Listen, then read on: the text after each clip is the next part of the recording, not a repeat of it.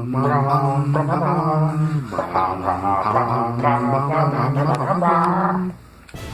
guys, what is up? Some breaking bit news with Star Wars Battlefront. I got my hands on the Death Star, and from what I was playing, I just want to give some impressions. First of all, I would like to say that the Death Star has included some new items. There is the new heroes, which are Bossk and Chewie, our favorite Wookiee. These two are playable heroes, and there's also Battle Station, which has unique 3-phase mode that will have players battling around and inside the Death Star. Also, you get some heroic vehicles such as Luke Skywalker Red 5 X-Wing and Darth Vader's TIE Advanced TIE Fighter. They included some new blasters, which is the TL-50 Heavy Repeater and the K-16 pistol, along with the inclusion of the medical droid, which is a stationary medical droid that you pop down that periodically provides healing and boost to Star Card Regenerator. Just basically one of those little droids that you're used to for healing. They were included in, I think, Battlefront 2.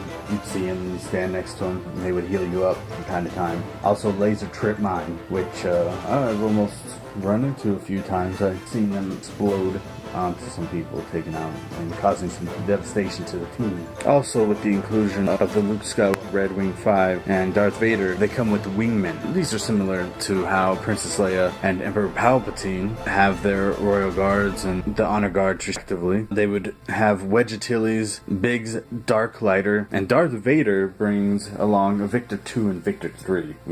Victor 2 and Victor 3, heroes of the day. Those are the guys I call on.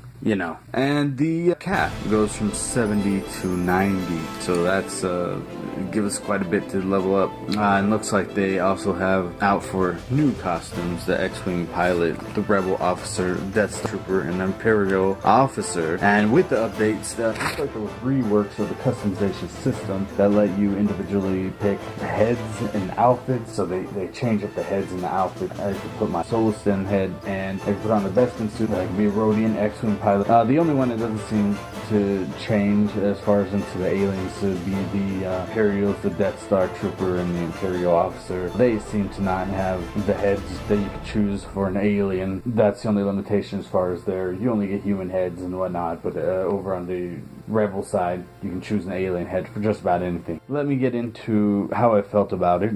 Currently, I was really excited for the Death Star. The idea of having the Death Star and flying into the iconic Death Star, going into the space battle, going down and shooting through the Death Star. I knew that was going to be something I would love.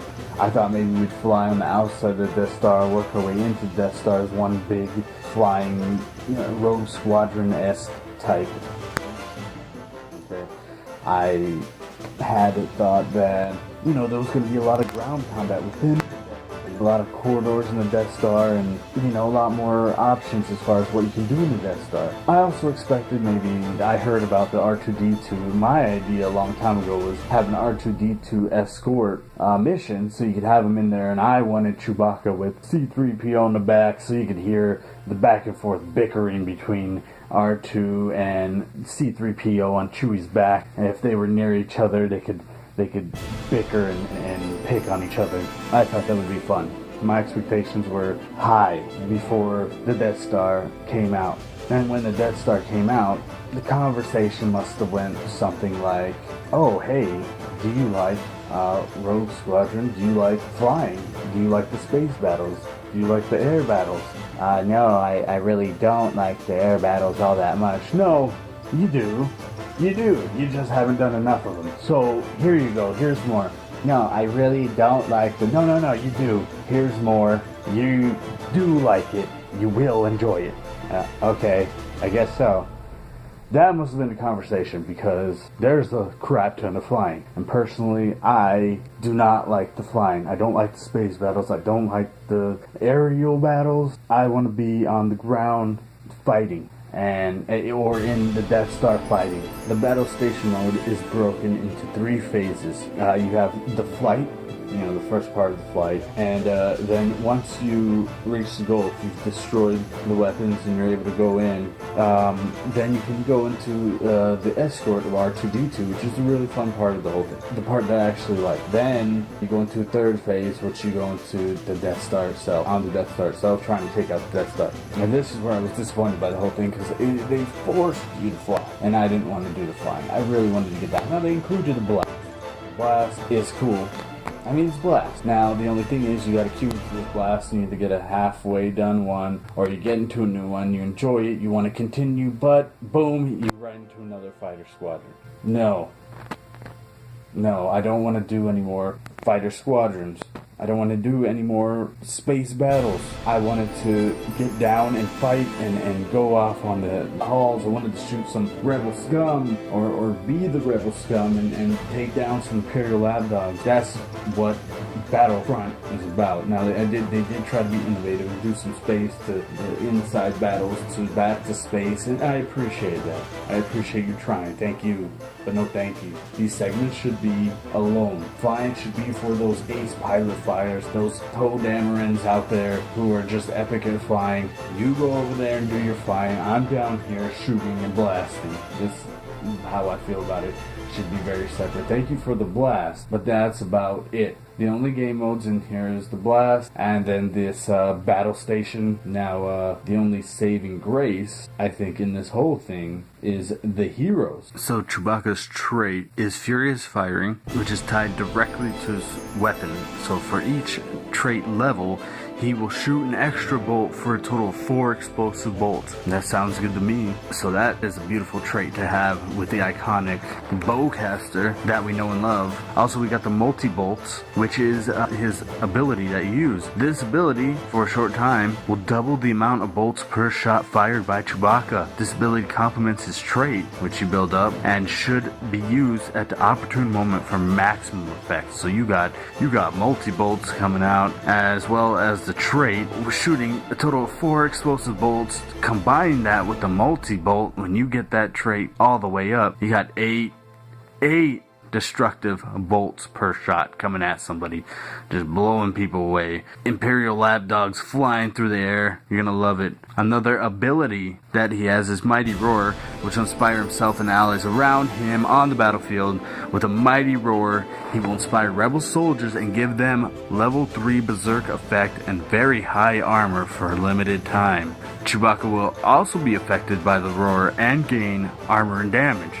Especially got rebel soldiers all around you. You inspire them, you give them extra damage, you give them extra armor, and if you got heroes around, they take extra armor as well, so it helps all around, and definitely a good help for your team. So you want to synchronize with your team when you're about to do a roar, but just make sure everybody else is around you and they can gain the benefit and you guys can just blow things down. And the ground slam. Chewbacca displays his strength by smashing the ground and damaging all enemies in a large area. Now, I did try this move and it seemed to knock him back. The player coming at me seemed to knock him back, but it's not something you want to rely on as far as close range. Just something you want to hit and run back and give yourself some distance. Going toe-to-toe with anybody unless you've got your trait fully filled up and you have everything ready to pop. I just wouldn't stand toe-to-toe with somebody like Darth Vader. But definitely somebody from a range you can take down. And we also have Bossk. Bossk the bounty hunter, the Trandoshan, who hates Wookiees. They are actually the hunters of Wookiees, and he is pretty fun actually. He's got some the way he sounds like, hey, I'll take you down. Yes, you know, he's very lizard-esque sounding, and he will be wielding his Relby V10. It's improved from the soldier version, so have a bit more punch to it. Put him down. His trait is actually Trandoshan Regeneration. Bossk will regenerate a percentage of his health with each soldier kill or high damage to a hero. The health regenerated will increase with your trait. He's got a regeneration. It seems only appropriate for him as he's a lizard with regeneration. So his regeneration is based on that and how many rebel soldiers you kill. So you definitely want to pick off the little guys and then keep going for the heroes as well. Kill everyone you can on the way because you'll just gain some health with every one of those kills. He has 3 abilities as well. well, micro grenades. Boss can switch his Relby V10 to a micro grenade mode. Each shot will shoot a micro explosive that will detonate after a short time. The grenades will also explode if they come in contact with an enemy. Now, I have used this, and I just tend to just shoot them off at somebody when they're right in front of me, and you send bodies flying through the air. Heroes, they will freak out. They just start running. It's a devastating move, especially if there's a lot of people around in one group area. Just love this move. Just a boom, boom, boom, boom. It's beautiful, just to even use. Even if you didn't hit anybody, it just feels good. And predatory instincts, Boss can enhance his hunter skills at will when his power is active.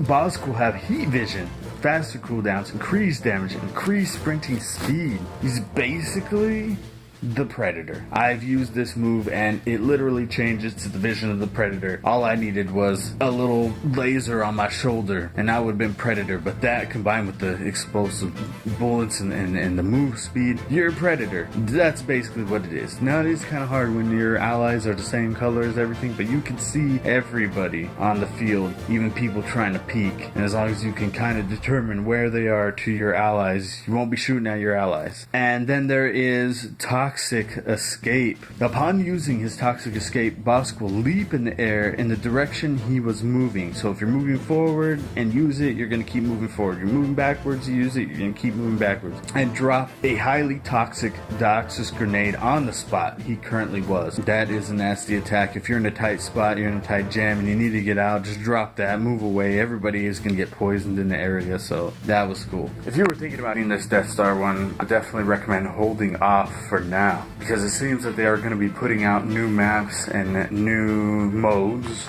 down the road. I give it to EA that they are listening to the people, and it seems like they put this out, but maybe they were waiting for our opinions and our thoughts on what we wanted in the game, and then they were going to place them in the game. Now I think they should just put out a lot more content, and that would have been better, so we have something to play during the meantime. But they are giving us weapons, and they are giving us uniforms and different customizations, so I appreciate that. But I think a little bit more should have been put out with the Death Star. But I'm glad that they are taking our opinion and are going to be putting out some new and exciting content based around the Death Star. So if you were thinking about getting Death Star but you weren't quite sure, I would hold off for a little bit, at least until that content comes out, and then you can really enjoy it. But if you like flying, if you like the flying aspects of this game, go get it, because this is it. My personal favorite on This Season Pass was the Outer Rim, was the highlight of my time, because there's a lot of ground fighting, a lot of shorter segments. That was my good time. Bespin is a little bit more bigger modes, the Walker Assaults and the giant, huge battle map modes. Those are the ones that you'd want if you were looking for that. Then it's definitely Bespin.